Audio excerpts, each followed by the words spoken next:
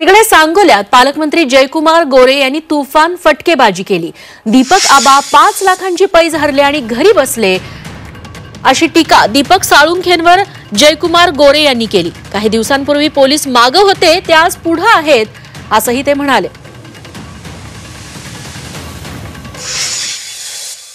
सगळ्यांचा सहकारी म्हणून दुष्काळी भागातला तुमचा मंत्री नाही, तुमचा जयभाऊ लक्षात असू द्या।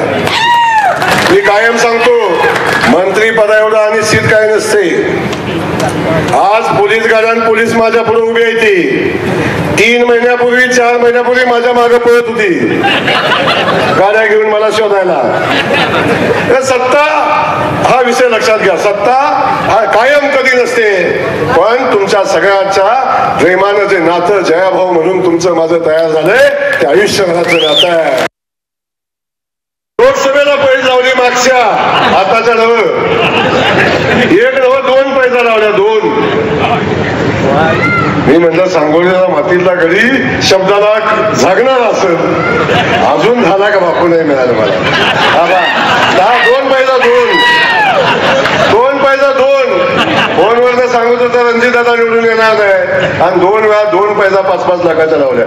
एकदा निवडून येणार नाही म्हणून पुन्हा सांगोल्याच्या लीडवर पैज लावली होती, आठवते का तुम्हाला? 2 पैसा लागला। त्यामुळे उधारी मागायसाठी तुम्हाला बसवलं इथं।